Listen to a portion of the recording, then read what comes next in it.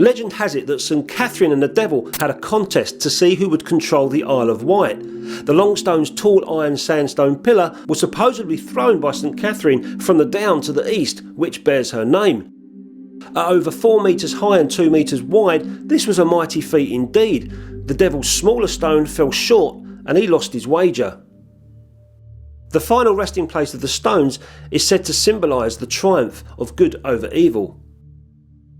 It has now been shown that the stones are what remains of a 6,000-year-old Neolithic communal long barrow for burying the dead, 31 metres long by 9 metres wide and 2 metres high. Long barrows in this part of England that aren't on chalk or limestone are quite rare. In Neolithic times, people probably worshipped the sun and the moon, and this may be the reason why the Longstone barrow is aligned west to east. In Saxon times, the Longstone is thought to have been used as a meeting place where judicial and administrative affairs were carried out. People to this day still celebrate at the Longstone.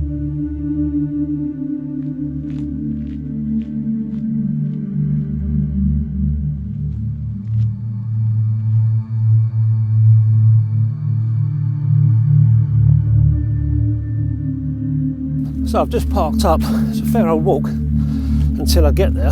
The last time I come here was, Christ, it's got to be about 7 or 8 years ago. And I did some shots on digital. So I can't remember how far it is up this old muddy lane. I'll be there in a minute. Jesus. It said footpath to the Longstone. I think I might have taken the wrong one. There was 3 and then the sign stopped. I can't remember how I got here last time. I'm so out of breath.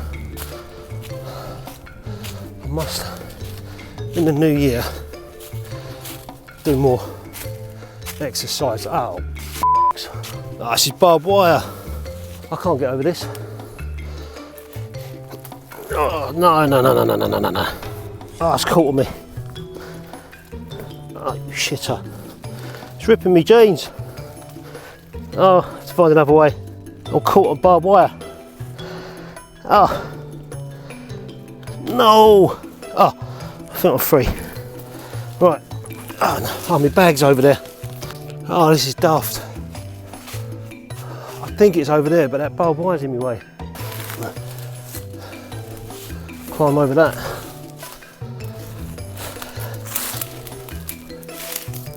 Oh shit. Oh,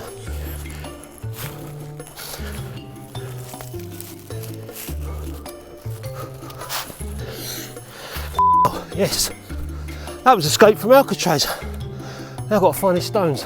Not sure if I'm on private land. What's that there?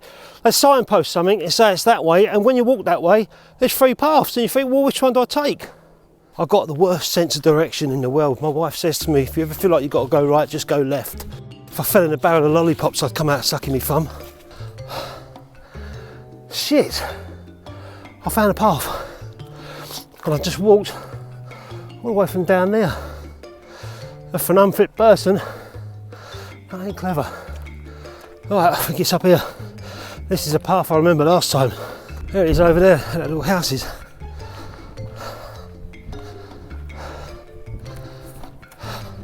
Oh, I was bleeding cows in the field. Oh, you know what I'm like with cows.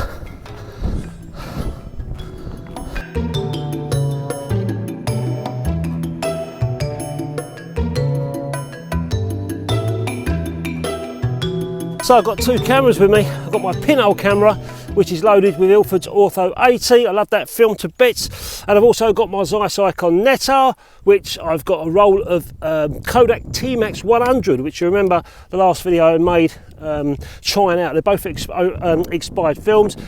And I tried the first one out, it's fine, so I'm going to shoot this second one as normal on this. I've got 2 cameras to play with.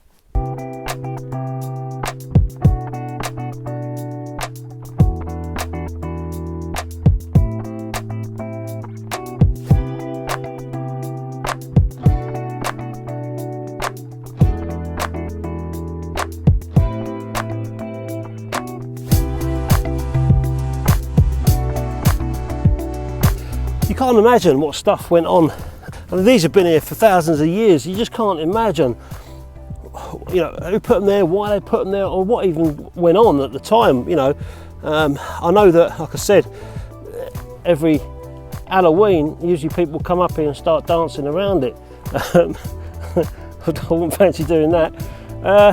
You know, and there's been talks of coming up here and sacrificing chickens and goats and cows and stuff around these stones. I can't imagine that goes on today, yeah. But once upon a time, the story goes that it did, and it's also very haunted as well around here. But there are some fantastic shots online with people who come up on moonlights, sunrises and all that stuff. I'll put a link in the description where I am if you want to go on there and have a look at some of the stuff that people have done up here. Some quite amazing shots, right.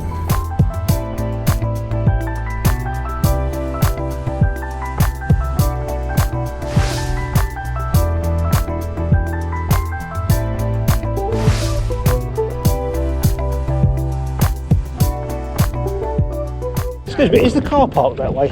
Where the church is and all that? It's down there, is it? On this path? Strawberry Lane car. That's it, yeah, that's lovely. Thank you very much. Cheers. Right, I'm going to eat my Rocky Bar, build my energy up for the 40-minute drive home.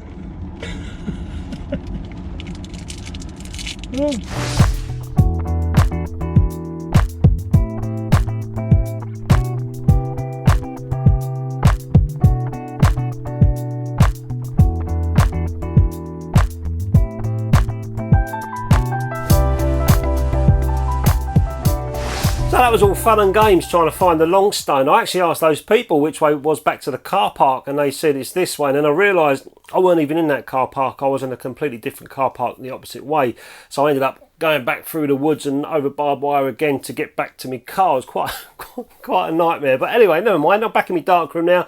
I've developed the negatives. I developed the Ilford 80 in the Pinhole camera just because I wasn't too sure with the exposures. I did those for 6 seconds, 6-second exposures on the Longstone, and they come out really nice. After stand developing, they come out really nice, and not as nice as the Zeiss Ikon Nettar, the expired Tmax, nothing to do with the film. But I just felt like it wasn't really the scene for pinhole photography. It just looked a little bit too dreary, too drab. But I'll show you the negatives anyway, you'll see what I'm talking about. So these are the negatives of the pinhole camera, and I developed these in Rodinal 1:100, and this was a stand development. So I just one inversion at the start, and then 30-minute stand, and then one more inversion, and then another 30-minute stand. So semi-stand, stand, whatever you want to call it.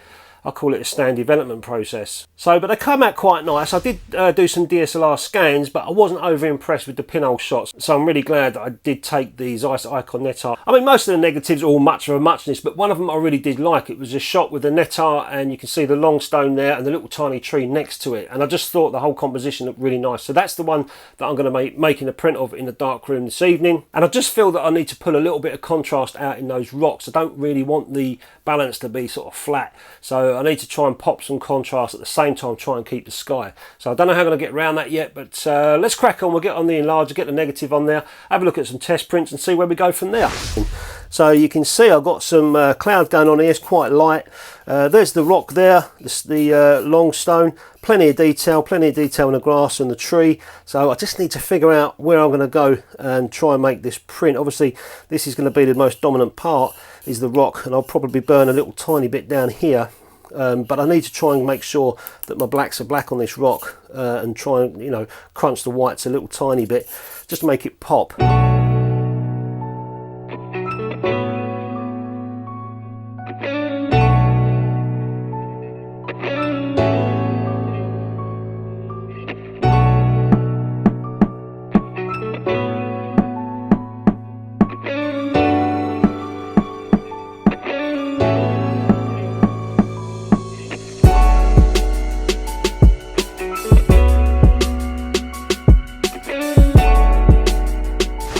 So it's okay. This is the one I've just done.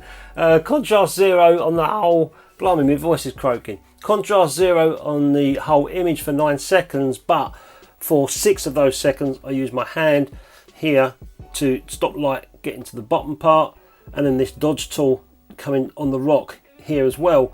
So in theory the rock and the grass got 3 seconds and the sky got the 6 seconds on the contrast 0, got the 9 seconds, sorry, on the contrast 0 filter.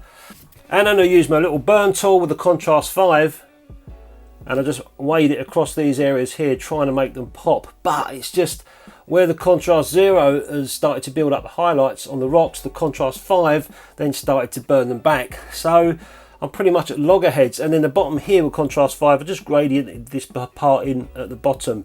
But the sky's okay, it's just the rock and the grass just looks too muddy. I need to go back to the drawing board.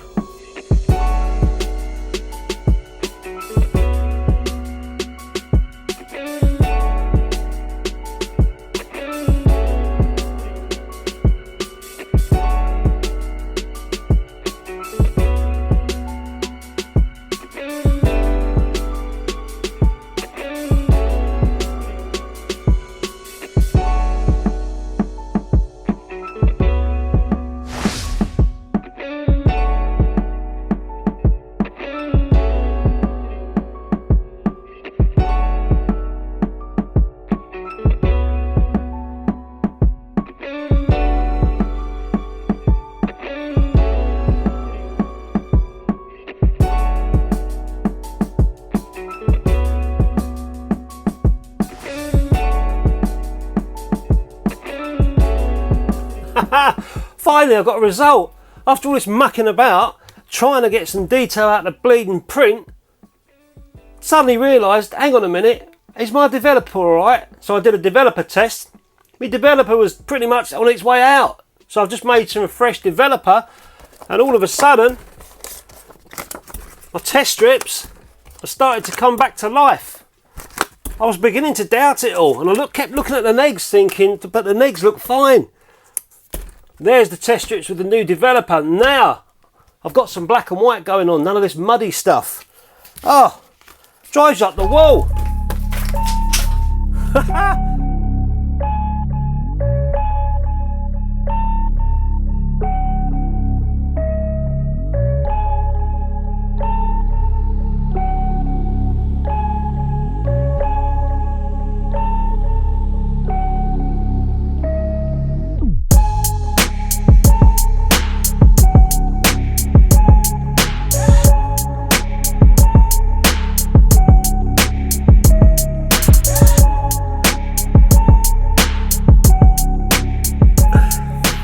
It was a bad day at the office, I suppose. I've got nothing to say. It's